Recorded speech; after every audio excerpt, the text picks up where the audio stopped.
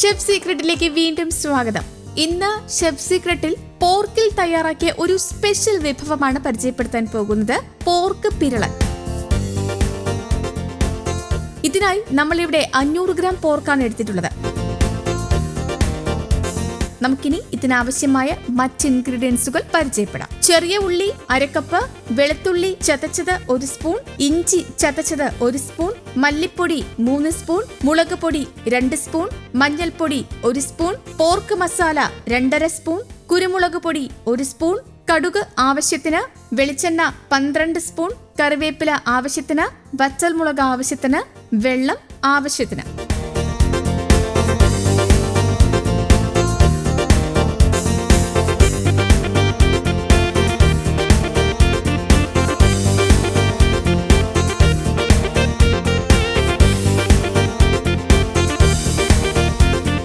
നമുക്കിനി ഇത് തയ്യാറാക്കുന്ന വിധത്തിലേക്ക് കടക്കാം. ആദ്യം ഒരു പാൻ അടുപ്പിൽ വെച്ച് അത് ചൂടാകുമ്പോൾ 5 സ്പൂൺ വെളിച്ചെണ്ണ ഒഴിക്കുക. വെളിച്ചെണ്ണ നന്നായി ചൂടായി വരുമ്പോൾ അതിലേക്ക് 1/2 കപ്പ് ചെറിയ ഉള്ളിയിട്ട് വഴറ്റുക. അതിനുശേഷം അതിലേക്ക് 1 സ്പൂൺ വെളുത്തുള്ളി ചതച്ചത്, 1 സ്പൂൺ ഇഞ്ചി ചതച്ചത്, ആവശ്യത്തിന് കറിവേപ്പിലയിട്ട് വീണ്ടും നന്നായി വഴറ്റിയെടുക്കുക.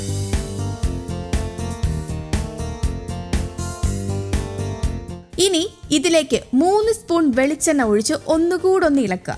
ചെറിയ ഉള്ളി നന്നായി വഴന്നു വരുമ്പോൾ അതിലേക്ക് 3 സ്പൂൺ മല്ലിപ്പൊടി, 1 സ്പൂൺ മഞ്ഞൾപ്പൊടി, 2 സ്പൂൺ മുളക് പൊടി, 2 സ്പൂൺ കശ്മീരി മുളക് പൊടിയും ഇട്ട് നന്നായി ഒന്ന് ഇളക്കി കൊടുക്കുക. ഇനി ഇതിലേക്ക് 2.5 സ്പൂൺ പോർക്ക് മസാല, 1 സ്പൂൺ കുരുമുളക് പൊടിയും ഇട്ട് നന്നായി ഒന്ന് ഇളക്കുക. ഇതിലേക്ക് ആവശ്യത്തിന് വെള്ളവും ഉപ്പും ചേർത്ത് ഇളക്കിയതിനു ശേഷം ഒരു മൂടി കൊണ്ട് അടച്ചു വച്ച് തിള വരാൻ വേണ്ടി വെയിറ്റ് ചെയ്യുക. അതിനുശേഷം അതിലേക്ക് നമ്മുടെ മെയിൻ ഇൻഗ്രീഡിയന്റ് ആയ 500 ഗ്രാം പോർക്ക് ഇട്ട് നന്നായി ഒന്ന് ഇളക്കി കൊടുക്കണം. എന്നിട്ടൊരു മൂടി കൊണ്ടടച്ച് ചെറുതീയിൽ പോർക്ക് വെന്തു വരാൻ വേണ്ടി 1 മണിക്കൂർ വെക്കുക. പോർക്ക് വെന്തതിനു ശേഷം വെള്ളം കുറച്ചുകൂടി വറ്റി വരാൻ വേണ്ടി നന്നായി ഒന്ന് ഇളക്കി കൊടുക്കുക.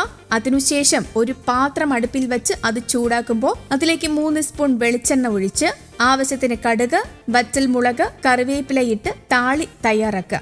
എന്നിട്ട് ഈ താളി പോർക്കിലേക്കിട്ട് നന്നായി ഇളക്കി ചേർക്കുക. ഇതോടെ നമ്മുടെ പോർക്ക് പിരളൻ റെഡി. ഇത് ചോറിനോടും കള്ളപ്പത്തിനോടും നല്ല കോമ്പിനേഷനാണ്. ഇതിലെ മസാലക്കൂട്ട് തന്നെ തനി നാടനായതുകൊണ്ട് ഇതിന്റെ രുചിയും വളരെ വെറൈറ്റിയാണ്. അതുകൊണ്ട് തന്നെ ഈ വിഭവം നിങ്ങൾ രുചിച്ചു തന്നെ അറിയണം. അപ്പോ ഈ വിഭവം നിങ്ങൾ എന്തായാലും ട്രൈ ചെയ്യണം. ഒപ്പം ഇതുപോലത്തെ രുചികരവും വ്യത്യസ്തവുമായ വിഭവങ്ങൾക്കായി ഈ ചാനൽ സബ്സ്ക്രൈബ് ചെയ്യാനും ബെല്ലൈക്കൺ അമർത്താനും മറക്കില്ലല്ലോ.